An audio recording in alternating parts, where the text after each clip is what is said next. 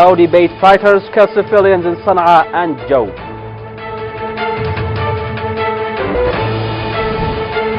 New Saudi air raids on Yemeni governorates.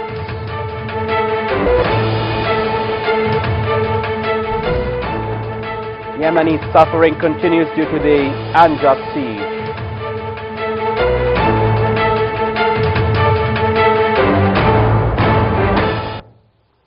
Good evening and welcome to Yemen Today's News. I'm Ali Nasr al-Khamri. Minister of Foreign Affairs Hisham Sharaf has condemned the terrorist attack on a hall in the northern British city of Manchester that led to the deaths of dozens of people. In a press statement, Minister Sharaf has expressed Yemen's solidarity with the British people in confronting the phenomenon of terrorism, expressing condolences to the families of the victims and wishing speedy recovery to the wounded.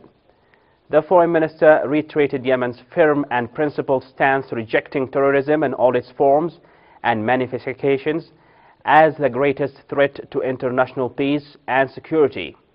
He stressed the necessity of concerted efforts by the international community to eradicate the root causes of terrorism and to root out its sources. He pointed out that Yemen has been suffering for more than 2 years from the terrorism of aggression, in addition to the unjust siege imposed by the Saudi-led coalition.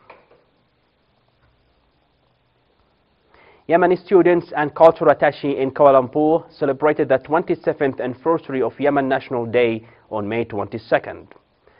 At the ceremony, the cultural attaché in Malaysia congratulated the Yemeni people on this great occasion, which the entire Yemeni people in the south and the north have achieved. He stressed that Yemen's unity came to realize the aspirations and struggles of the Yemeni people and to realize as well one of the goals of the glorious September and October revolutions. The ceremony included a number of words expressing the achievements made in the state of unity. A protest was held in Sa'da, north of Yemen, to condemn the continuous crimes of Saudi aggression against the governorate and the entire country. The protesters condemned the continuation of the aggression against Yemen for more than 2 years and the resounding silence and lack of practical actions by international community, as well as the unjust siege imposed on the country and its citizens.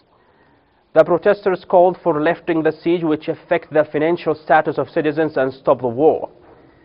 During the protest, the local authority distributed food supplies to a number of needy and poor families, calling at the same time the merchants of the governorate to contribute in more donating for the most affected people in the society.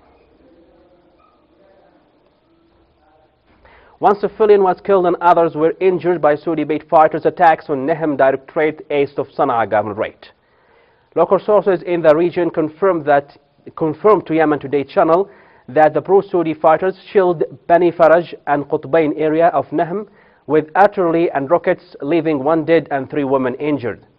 At the same time, Saudi warplanes launched an air raid on Ramda Junction hours after 4 air strikes on Maswara, Barran and Al-Madfoun of same directorate.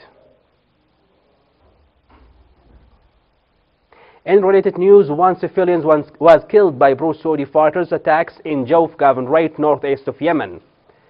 Local sources reported that the Saudi-based fighters launched attacks on Al-Butayn area of Al-Matoun district, wasting a life. It's worth mentioning that Al-Matoun district in Al-Jawf governorate is under aerial and land attacks by Saudi-led coalition warplanes and its fighters. The Saudi warplanes have re-attacked Sa'da and Hajjah governorates. In Sa'da, the enemy's jet fighters have launched 3 air raids on different areas in Al-Zahir directorate. Meanwhile, in Hajjah, the Saudi warplanes have hit 3 air strikes on Medi directorate. The continuation of the unjust siege imposed on Yemen produces suffers and miseries to citizens who are looking for lifting the siege and reopening Sana'a International Airport as a step forward to the closure of nonsense war that wastes lives and destroy infrastructures in vain. Here is a report. The Saudi-led coalition gathered in its aggression between the unjustified war and the unjust siege on Boston airport, in which the aggression continues for 2 years and up till now in imposing unjust blockade on the Yemeni seaport and airport. But the siege on Boston, the international Sana'a airport, represents a flagrant violation that directly endangers the citizens and threatens a humanitarian disaster due to it considers the access for the medical equipment and food. As well, this siege on Sana'a airport obstructs the patient from travel in or out Yemen, in which the public authority for civil aviation confirmed that more than 9,000 patients lost their lives because they didn't travel abroad to receive the urgent treatment such as cancer and kidney patients. This disgraceful violation urged the World Humanitarian Organization to warn upon the catastrophic effects as the result of the continued closure for Sana'a airport. The Saudi aggression caused in a humanitarian and healthy disaster, in which the aggression caused in death more than 9,000 patients out of 75 patients who need to travel abroad to receive the health care, especially in cancer and kidney diseases. Not only the international organization called on to end the siege on Sana'a airport, also there are social efforts from the Yemeni people called on the international community to end siege through a foot march started from the capital Sana'a directed towards Sana'a airport in a step to make pressure on the United Nations to end the unjustified blockade on Sana'a airport.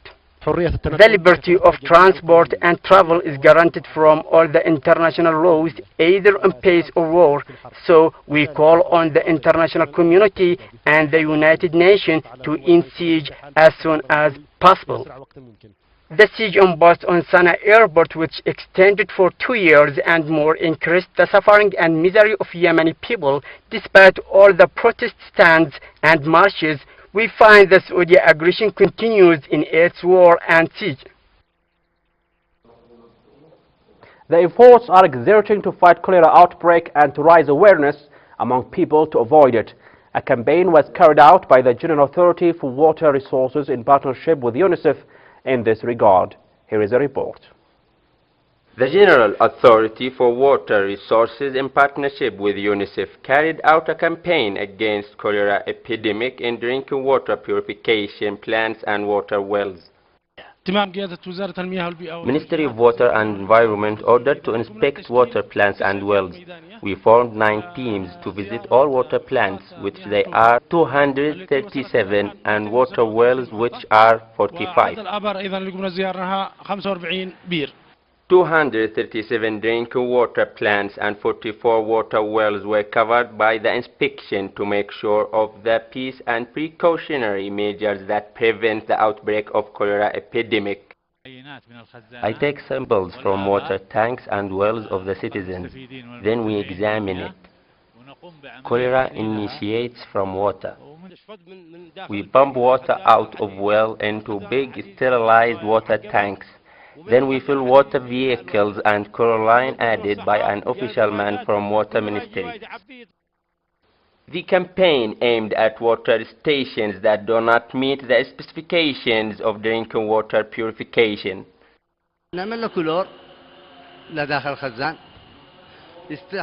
We add chlorine to the water. In the filter, carbon pulls chlorine. Then we sterilize water with ozone. بعدين يرجع إلى الماكينات اللي تحلي يرجع إلى داخل الخزان يعقمه بالأوزون. The prevention of cholera spread and the treatment of health. We add chlorine to the water.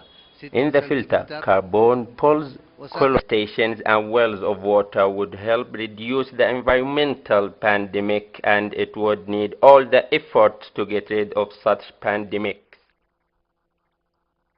Ladies and gentlemen, back to today's headlines. Saudi-based fighters kill civilians in Sana'a and Al-Jaw.